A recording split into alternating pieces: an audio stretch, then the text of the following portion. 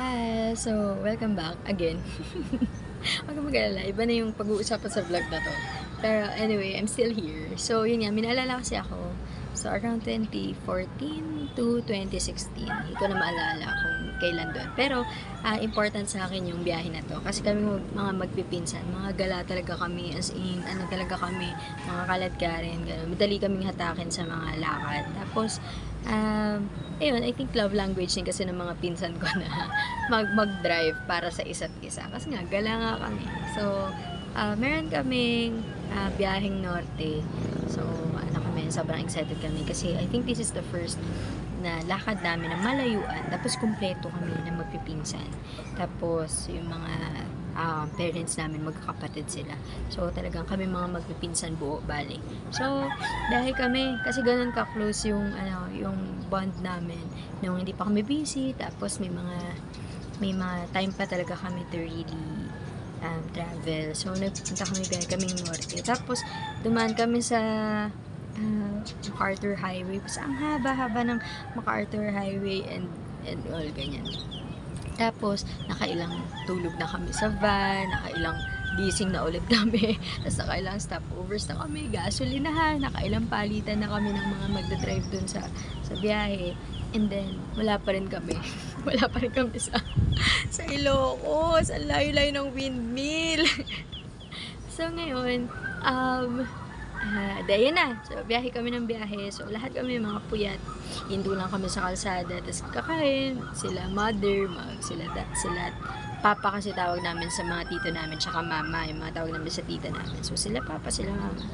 Nandun sila, kakape, gayosi, ganyan. So, pampagising ba? So, konting stretching, ganyan. Tapos, pagdating namin dun sa vegan, sa Ilocos. So, sobrang nagandahan kami. Nagandahan kami din na kami yung magkakasama. So, nag-enjoy talaga kami.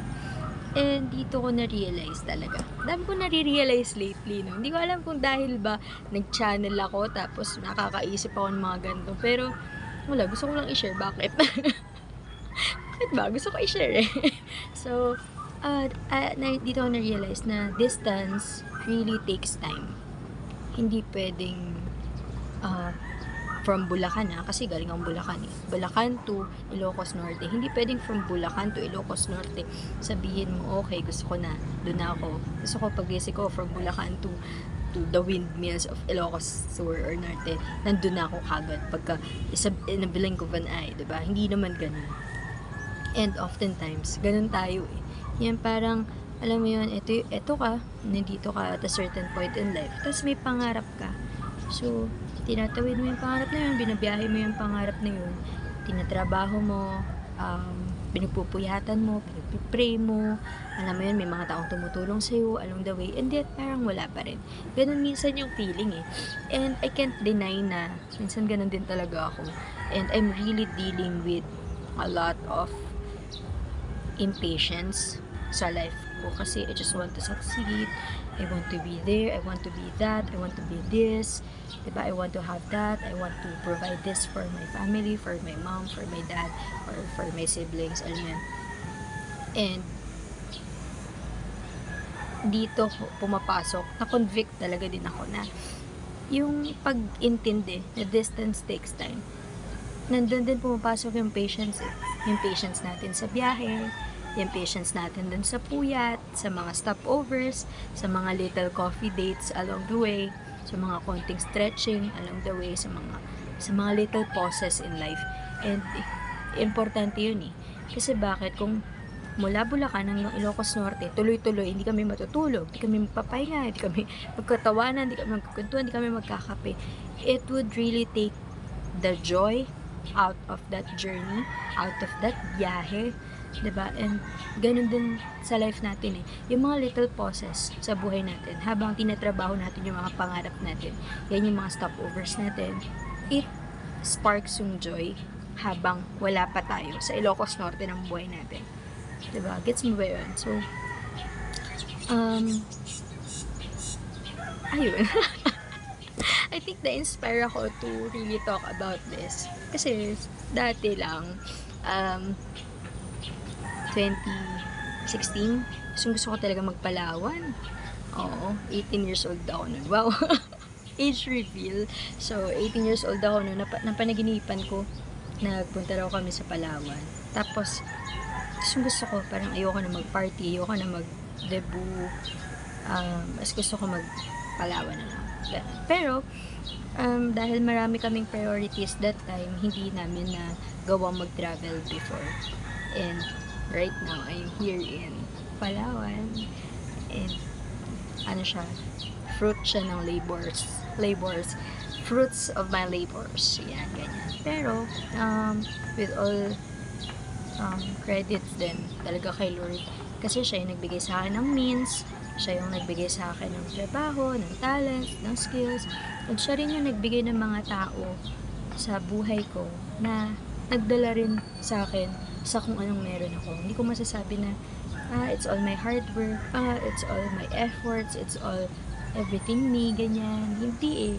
Kasi parang looking back, pag tinitrace ko yung mga taong nakausap ko, nakausap, everything just led me here. So, siguro some other time, ikukwento ko kung paano ako napunta dito sa state ng life ko right now. And I'm just really happy kasi talagang sobrang faithful ni Lord. Who knew, diba, na 2016, oo, sige, maybe it took too long. Some things needed to happen first before ako makatravel. And for some people, sobrang no big deal sa kanila yung Palawan or no big deal sa kanila yung mga ganitong mga travels. Pero for me, I really appreciate this kasi hindi ko naman din na-imagine na magiging matapang ako mag-book ng flight, gano'n. Hindi ko naman din lubos maisip na okay, sige, whatever, bubuk ko na to. Na magiging gano'n yung attitude ko. Pero, and yet, ayun, I'm here. So, ayun. And isa pang kwento ko, sobrang astigan talaga kasi ako sa mga kapatid ko. I mean, yung ate ko dati. So, pagka-graduate niya, naging nurse siya. Then, nagtrabaho siya abroad as a nurse. Tapos, nakita ko yung ate ko na she's really patient with everything that's been happening in her life. And marami siyang self-doubt. Pero pag nakikita ko siya, grabe yung admiration na meron ako for my sister. Kasi, alam niyo ba, sa totoo lang, I think yung ate ko, she can speak 4 to 5 languages. Oo, lupet, diba? Filipino, English, Finnish, nag-Arabic siya. Tapos ngayon, she's learning Swedish language. Diba, sobrang amazing niya. And hindi niya yun minsan na realize how far she has come sa buhay na to. And I really look up to her. So, alam mo yun, pero ilang taon din, like yung dinaanan niya, before siya naging ganito kagaling, ganito yung narating niya sa life, and from Saudi Arabia, ngayon, nasa Finland na siya. 'Di ba? Pero, looking back, parang hindi naman din, mukhang hindi posible na mangyari yung mga bagay na to. No? Pero, nandun siya. 'Di ba? And, it was made possible. No?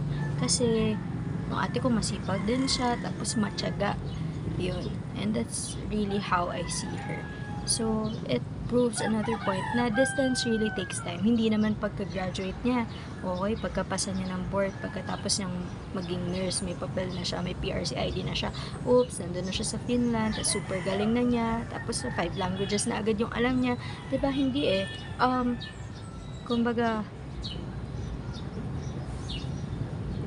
merong phases kada season ng buhay niya, alam mo yun, phase by phase, step by step, and hindi agad binibigay. Yun. Tapos, yung kuya ko pa, pinakikinggan ko siya sa mga kwento niya of how he was able to reach yung dreams niya din of becoming a really excellent nurse. Ano rin siya na-recognize. And isa pa to, grabe din, lodi ko din talaga to. Talagang nilook up ko rin ng kuya ko. No? Mga kapatid ko talaga, they are the biggest inspirations na meron ako. Kasi, ang successful na mga people. Masyadong ginalingan sa life. Tapos ako, bunso ako. Diba? Parang kahit walang sabihin yung ibang mga tao na, hoy, wag kang bonak. Aram ko na siya. nararamdaman ko na siya. Tsaka, kahit hindi sabihin ng ibang tao na, "Hoy, galingan mo," ganyan. Tignan ko pa lang yung mga kapatid ko, di ba? I'm trying, please. So, yun. Yun nga, so yung kuya ko, pagka-graduate naman niya, nakapasa rin siya ng board exam kaagad as a nurse, pero hindi naman din siya nakapag-start kaagad as a nurse sa profession niya. Start siya sa Globe, and then after that, naging ICU nurse siya, muntik na siya ma-promote sa head nurse before siya mapunta ng Finland. Tapos, ito po yung malupit dito.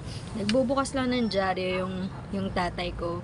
Tapos, nakita niya super liit lang yung advertisement na kailangan ng nurses papuntang Finland. Tapos, nagbabrowse lang na gano'n yung father ko sa newspaper. Tapos, nakita niya. Sabi nila, sige nga, try natin. Tapos nga, no, andun na yung kapatid ko. Then, nag-Europe tour sila ng parents ko last year. So, 3 months silang nag-Europe tour. Imagine, diba? Pero, kung nag-aaral siya, na ano ba nila yun? Naisip ba nila yun na makapag-Europe tour sila for 3 months or mapupunta sila sa isang magandang country, magiging citizen siya doon. Diba? Yung ate ko ganun din. Diba? Nung nag-aaral siya, gustong-gusto na niya sumuko, and yet, nandun na siya sa part na pinapangarap niya lang dati. Okay, so ngayon, wag kang mainip sa mga dreams mo, sa mga bagay na pinapangarap mo, tinatrabaho mo right now. Kasi baka nandito ka pa lang sa part na you're not supposed to see where you're headed. You're supposed to be lost. What? Ilang taon ka? 25, 26? Maybe early 30s and you're still lost? So what? Diba? Maybe you're meant to be lost.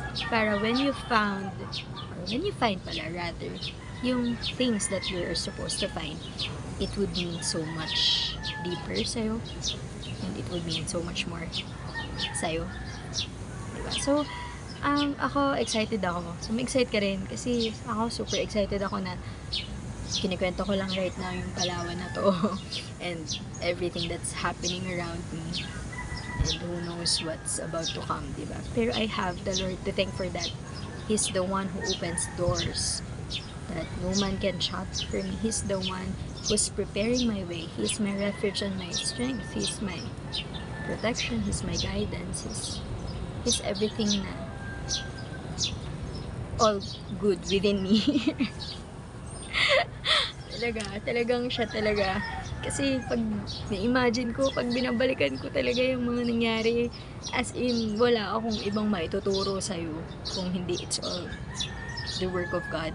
Even yung mga times na I almost ended things with myself, even yung mga times na I was so angry, I was so broken, I was so in pain, I was really in a bad place in my life. Masasabi ko lang talaga, siya lang talaga yung nag-alis sa akin dun. Siya yung nagligtas sa akin.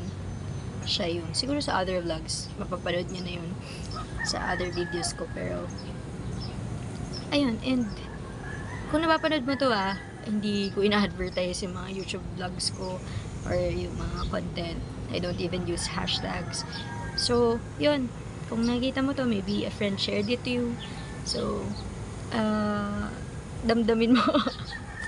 Damdamin mo talaga kasi this is meant for you. Ibig sabihin lang yan. So, distance takes time. Kung kailangan mo ng konting speed para mabawasan yung time na yon to cover that distance, then do so. Pero what I can suggest is that do not exert your own effort up to the point na sobrang exhausted ka na because you have a God to rely on. Yung mga stopover, little speed bumps along the way, yung mga coffee shops, yung mga, alam mo yun, mga stopovers mo na dadaanan from Bulacan to Ilocos Norte or wherever you are in life or whatever that symbolizes to you. Enjoyin mo lang yun. Okay, tapos medyo i-reward mo din yung sarili mo from time to time. Kasi baka naman super sipag mo na. Diba nakakalimutan mo na yung sarili mo. Super binibigay mo lahat sa ibang mga tao. Pero yung sarili mo, nakalimutan mo na. So, do not be afraid to enjoy yung mga little joys, little sparks, or little glimmers doon sa process mo habang tinitrabaho mo yung mga dreams mo. So, yun lang. God is with us. And I can guarantee na He will be so delighted to prosper you. He takes pleasure in prospering you. Even sa mga akala natin wala na nangyayari. So, yun lang. Bye!